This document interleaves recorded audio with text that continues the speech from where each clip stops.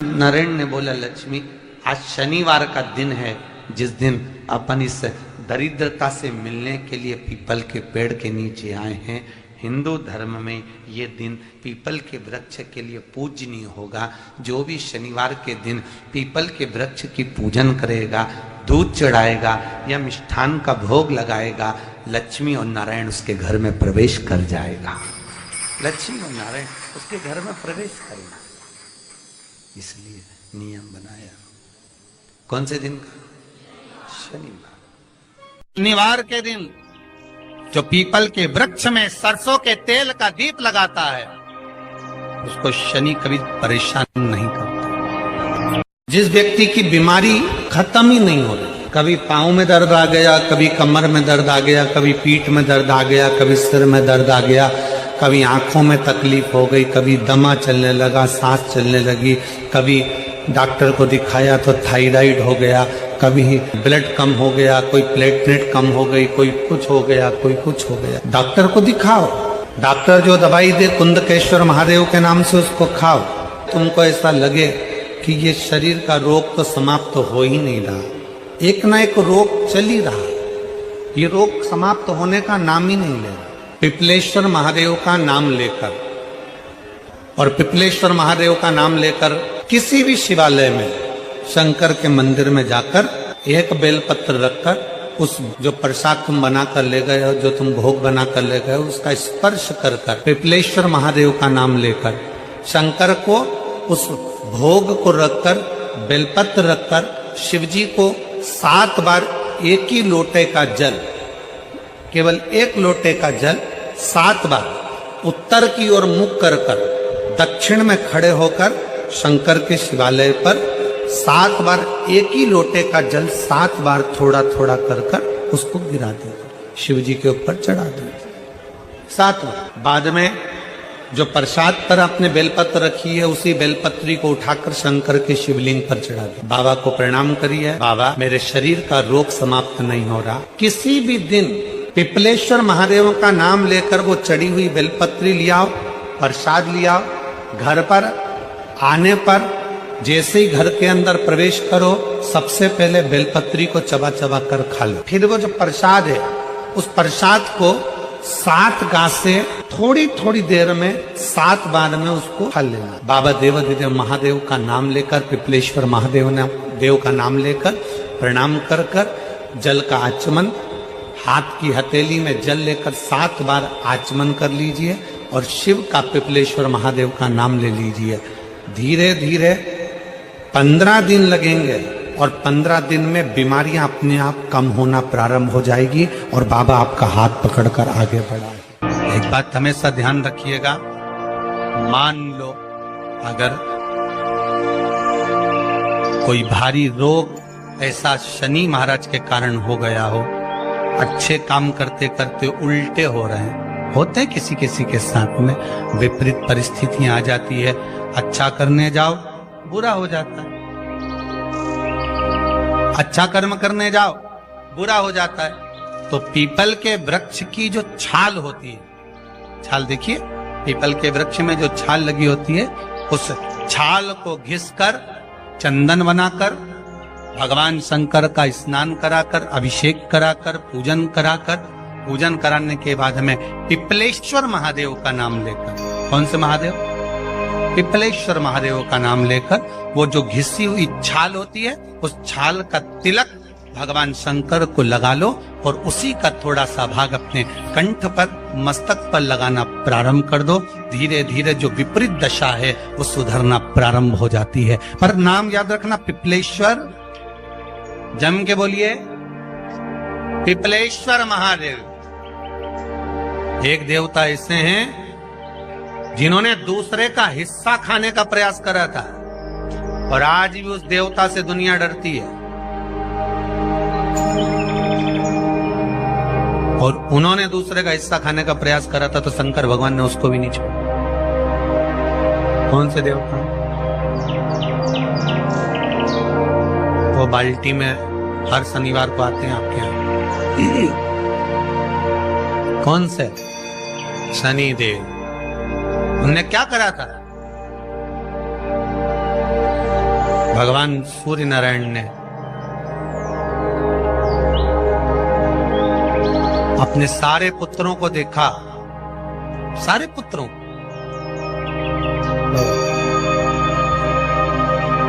सारे पुत्रों को देखकर आज मेरे सूर्य नारायण भगवान बड़े सुखी, बड़े प्रसन्न। मेरा पुत्र शनि भी श्रेष्ठ है, मेरा पुत्र यम भी श्रेष्ठ है, सब ठीक है। आज भगवान सूर्य देवता ने अपने पुत्रों को बुलाकर कहा, आज मेरा मन कर रहा है कि मैं सारे लोगों का राज्य अपने पुत्रों को बांट दूं, सबको अपना अपना हिस्सा दे दूं। शनि महाराज जी को भी हिस्सा दे दिया गया। अब जब शनि महाराज जी को हिस्सा दे दिया तो शनि महाराज जी संतुष्ट नहीं हुए। दुनिया में ऐसे लोग बहुत सारे हैं जो संतुष्ट बहुत कम हो पाते। शनि देव के मन में संतुष्टि नहीं है। जब शनि देव के मन में संतुष्टि नहीं हुई तो शनि महाराज उसी समय पर अपने सारे भाइयों का हिस्सा बटोरने लगे, उस पर कब्जा करने लगे। कब्जा करने लगे तो सूर्य देवता की आंख में जल भर गया। कितना तेजवान सूर्य नारायण, कितने तेजवान, कितना तेज भगवान सूर्य के पास में था। पर शनि महाराज को देखकर आज रो रहे हैं। शनि महाराज को, शनि महाराज ने अपने भाइयों के इस हिस्से पर क्या कर लिया। सूर्य नारायण भगवान की आंखों में जल भर गया कि मेरा पुत्र ऐसा कर रहा है। शनि को बुलाया सूर्य नारायण भगवान ने, समझाया और नहीं माना। किसी किसी की नियत होती है कि इसको इतना कैसे दे दिया, अम्मा ने इसको इतना कैसे दे दिया, पिताजी ने इसको इतना कैसे दे दिया, मैं तो कब्जा करूंगा, दुकान नहीं छोड़ू, घर नहीं छोड़ू, ये नहीं छोड़ू, वो नहीं छोड़ू। मत छोड़, एक दिन संसार छोड़कर जाना पड़ेगा। तब कहीं जमीन जायदाद छाती पे बांध के ले जाएगा। नहीं माने तो सूर्य देवता ने अपने गणों को भेज दिया, जाओ जरा शनि महाराज को जरा हटाओ वहां से।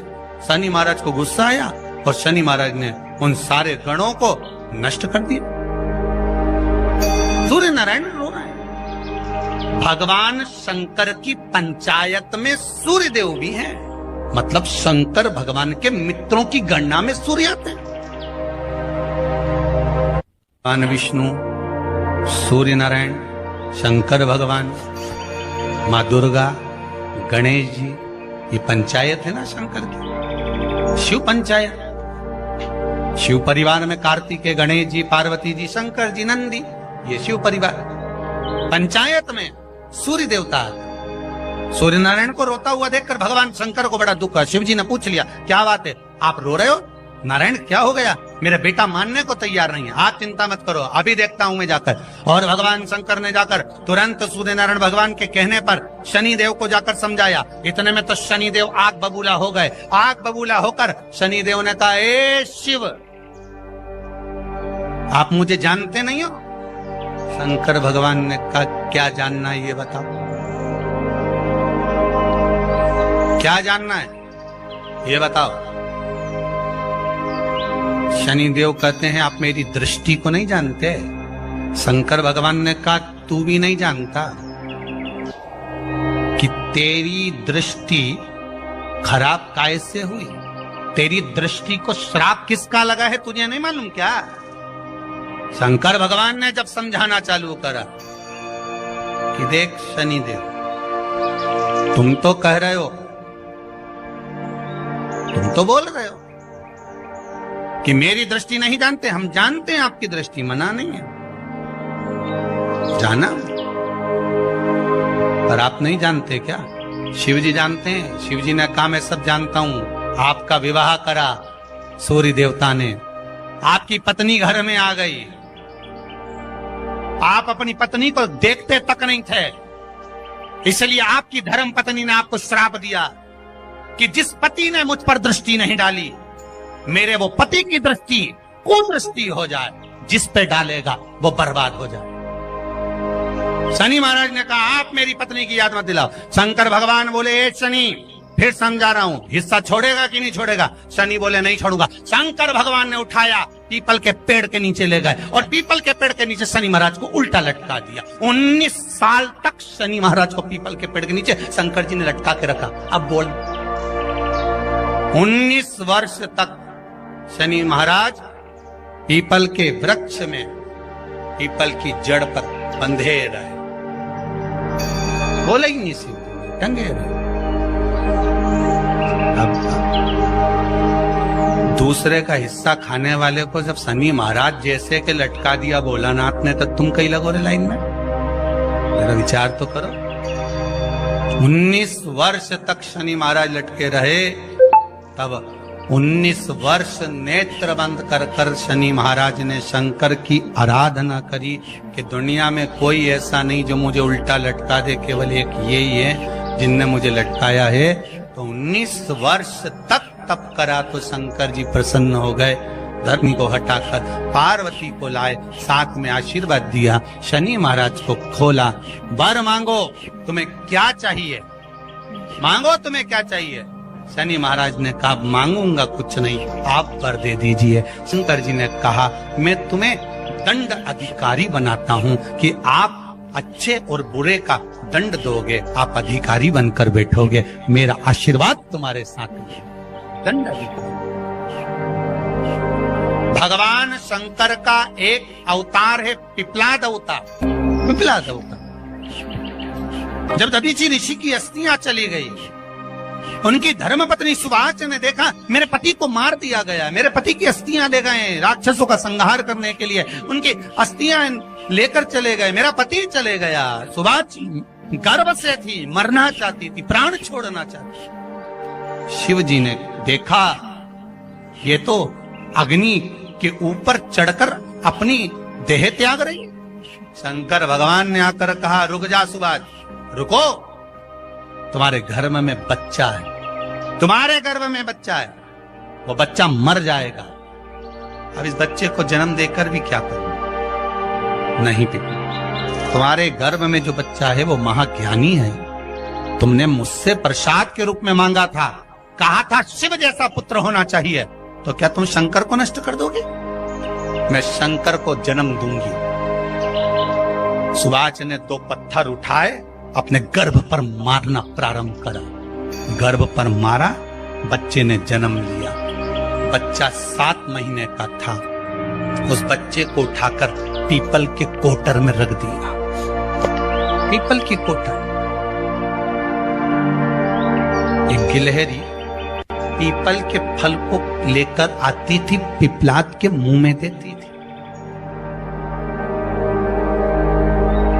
शिव का एक, इसलिए शंकर का नाम ही पिपलेश्वर महादेव। शिव का एक अवतार पिपलाद के रूप में हुआ है। तुम क्यों चिंता करती हो? तुम चिंता मत करो, तुम्हारा पुत्र जन्म दो तुम। और दिया धन सुभाष ने, उसके बाद प्राणों को त्यागा। और उस पीपल के कोटर में अगर भरण पोषण करने वाला कोई था तो वह देवाधिदेव महादेव था। फिर निवेदन करेंगे, माता के गर्भ में बच्चा रहता है, उसका भरण पोषण करने वाला मेरा देवाधिदेव महादेव है।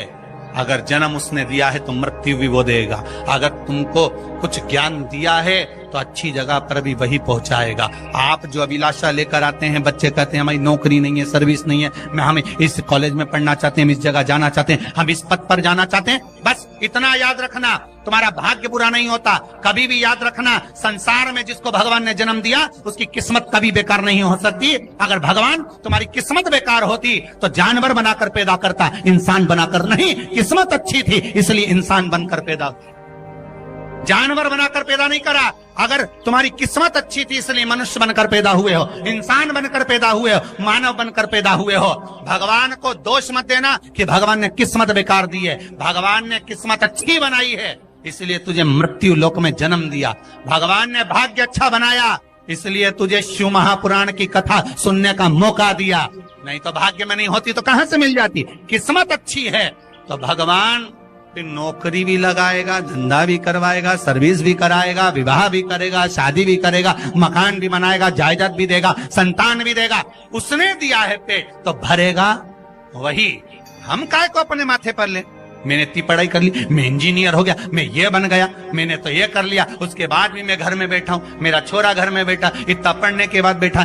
जन्म उसने दिया है, भाग्य उसका है, किस्मत उसकी है, तो कहो उसको कि शंकर का भजन कर, मंथन करे, मक्खन निकलेगा और घी भी जरूर बनेगा। हारना मती। जब तेरे 3.5 करोड़ बार गिनती मत करना, गिनती वो करेगा। तू तो भज, तू कुबेरेश्वर का स्मरण कर, तू महाकाल का स्मरण कर, तू काशी विश्वनाथ का स्मरण कर, तू महाकाल राजा का स्मरण करके तो देख। शिव का भजन कर, 1 लोटा पानी ले जाकर रोज चढ़ा शंकर जी के मंदिर में जा। शिव से भजन करने में क्या देरी। नहीं जा सकता शिव मंदिर में जाने में, बच्चों को अगर शर्म आती हो तो बेलपत्री के पेड़ के नीचे पानी चढ़ाया, वो भी नहीं कर सकता तो पीपल के पेड़ के नीचे चढ़ाया, वो भी नहीं कर सकता तो आंवले के पेड़ के नीचे चढ़ाया। पर कहीं जुड़ तो सरी, एक बार साध तो सरी, पकड़ने का प्रयास तो करो परमात्मा। धर्म पत्नी से संतान नहीं, औलाद नहीं, बड़े दुखी है, बड़े दुखी। अच्छा, संतान नहीं हो, किसी नारी की गोद अगर, स्त्री की गोद अगर खाली रह जाए तो भी दुख होता है उसको कि मेरे घर में औलाद नहीं, संतान नहीं। हम कई बार कहे, आज फिर कहते हैं, ये टेस्ट भी बाद में कराना, सारी जांचें बाद में कराना। एक बार शंकर का भजन कर कर देखना। सब जगह से अगर हार जाओ और सारे रिपोर्ट आपकी आपने सब दूर दिखा ली, तो एक बार शंकर पर भरोसा कर कर तुमरुका जी का नाम लेकर सफेद आंकड़े की जड़ को शिवजी पे से रजस्वला धर्म के 7वें दिन 21 बार घुमा लो। नाम गोत्र बोलकर कमर में लाल धागे में बांध लो। पीपल के पत्ते शिवजी को चढ़ाओ, उठाकर लाओ। उस एक पत्ते को रात्रि को गाय के दूध में उकालो और उस दूध को दोनों पति पत्नी पियो।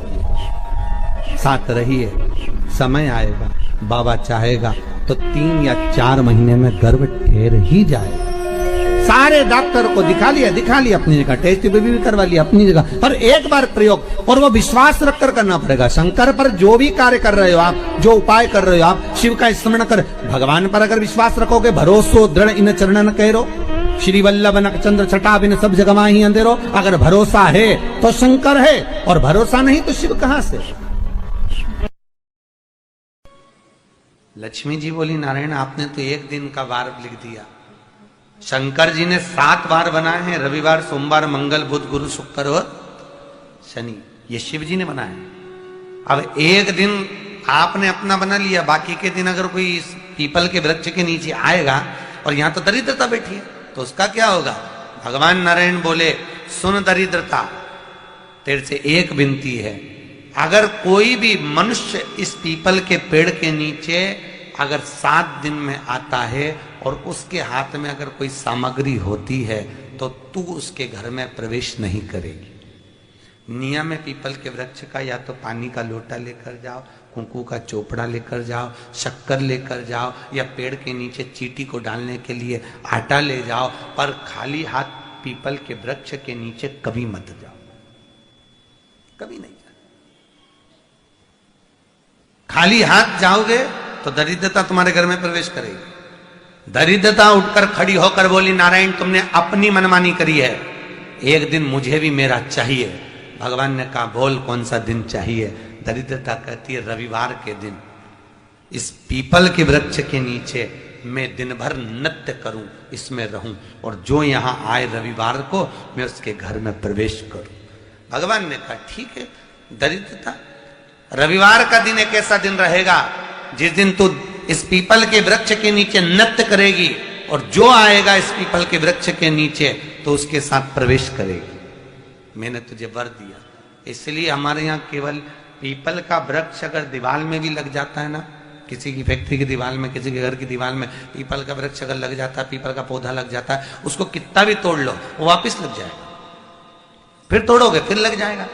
अगर पीपल के पौधे को तोड़ना है तो केवल रविवार का दिन एक नींबू, एक मिर्ची और बमूल का कांटा, ये 3 चीजें रखने के बाद में आधे घंटे बाद रविवार के दिन पीपल के पेड़ को उखाड़ कर फेंक दो।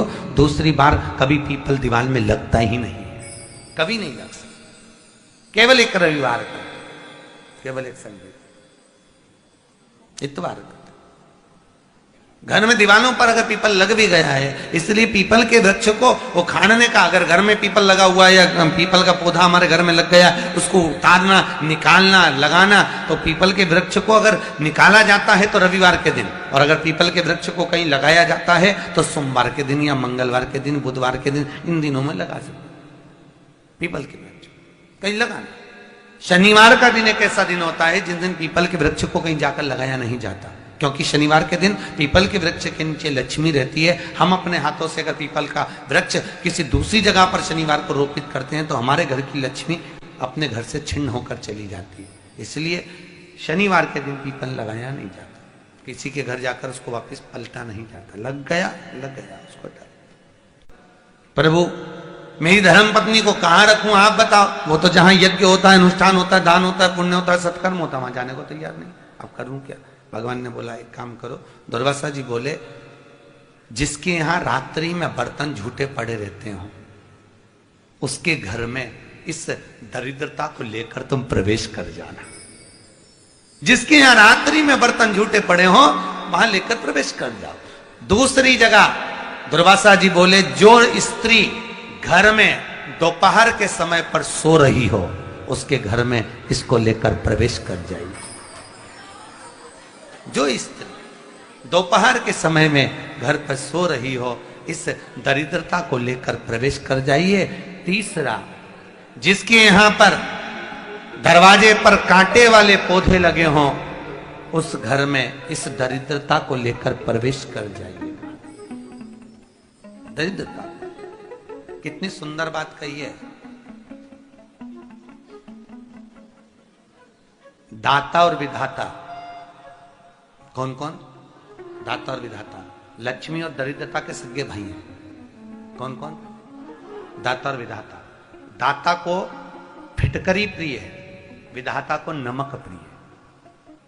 ये दोनों हमेशा लक्ष्मी को और दरिद्रता को दोनों को समझाते थे, दोनों में प्रेम बढ़ाते थे। आज भी हिंदू धर्म की रीति है। यहां तो ठीक है, जिसके यहां पर भी अगर थोड़ी सी भी परेशानी होती है, थोड़ा सा क्लेश होता है, अशांति होती है, लक्ष्मी नहीं टिक रही हो, काम नहीं बन रहे हो, बहुत प्रयास करा जा रहा हो और हमारा कार्य नहीं होता, तो क्या करते हैं? फिटकरी और नमक को पानी में डाल देते हैं और घर में पोछा लगा देते हैं। आप लोगों ने आजकल फेसबुक पे भी पढ़ा होगा, व्हाट्सएप पे भी पढ़ा होगा। तो क्यों लिखा उसमें? उसका कारण ही केवल ये है कि दाता और विधाता की प्रियता उसमें। माता ख्याति के जो 4 बच्चे हुए इसमें जो 2 लड़के हैं, दाता और विधाता, उसकी प्रियता उसकी पूर्णता उस। अब दुर्वासा जी बोले अपनी धर्म पत्नी को वहां लेकर, जहां कांटेदार पौधे लगे हों वहां पर लेकर प्रवेश कर जाइए। कांटेदार पौधों में उस दरिद्रता का निवास हो गया। कितना विचित्र कथा यहां वर्णन करी है। श्रीमद् भागवत के अंतर्गत जो वर्णन किया कि मृत्यु निश्चित है। काशी में जो शिव जी की स्थापना कौन ने करी? काशी में जो शंकर भगवान बैठे उनकी स्थापना करी थी शनि महाराज। किसने करी थी? शनि महाराज ने। क्योंकि भगवान शनि महाराज को उनकी माता के द्वारा श्रापित हो गए और शनि महाराज कांपने लगे। शनि महाराज कांपते कांपते, मैं जाऊं तो जाऊं कहां, करूं तो करूं क्या? महाराज शनि महाराज दौड़े और दौड़कर भगवान भोलेनाथ के पास पहुंचे। हे शंकर, त्रिकालदर्शी, कैलाशी, अविनाशी, कृपा करिए बाबा भोलेनाथ, कृपा करो। क्योंकि दुनिया में 33 करोड़ देवी देवता हैं जिनको शनि लग सकता है, केवल एक किसको छोड़कर? शिव को छोड़कर। राम जी को शनि लगा तो 14 वर्ष वनवास चले गए। कृष्ण को शनि लगा तो मथुरा छोड़कर द्वारका चले गए। शनि लगा। हनुमान जी को शनि लगा तो गुफा में बैठकर राम राम जपना पड़ा। शनि सबको लगता है, केवल शनि नहीं लगता तो एक मेरे महादेव को, मेरे भोले बाबा को नहीं लगता। शंकर के पास में शनि आ गए। शनि ने आकर कहा, भोलेनाथ कृपा करिए बाबा, मैं बड़ा कष्ट में हूं, मैं करूं क्या? बाबा भोलेनाथ ने कहा, जा गंगा जी के तट पर काशी में जाकर एक शिवलिंग की स्थापना कर, उसकी आराधना कर और तेरा शरीर ठीक हो जाएगा, कष्ट नहीं भोगेगा। शनि महाराज ने काशी में जाकर शिव जी की स्थापना करी। आज भी नियम है, जिसको शनि लग जाता है एक काजल की डिब्बी ले लो और काजल की डिब्बी को 21 बार उतार कर उसको एकांत में जाकर, जंगल आदि में एकांत में किसी पेड़ के नीचे इतना सा खड्डा खोद कर उसमें काजल की डिब्बी को डाल दो और मिट्टी से पूर दो, उस व्यक्ति का शनि समाप्त हो जाता है। काशी विश्वनाथ का नाम लेकर काजल की डिब्बी को 21 बार उतार कर अगर काशी विश्वनाथ का नाम लेकर शनि वाले व्यक्ति को अगर पेड़ के नीचे दबा दे, शनि समाप्त, शनि उसको परेशान नहीं कर सकता। काशी की इतनी मूलता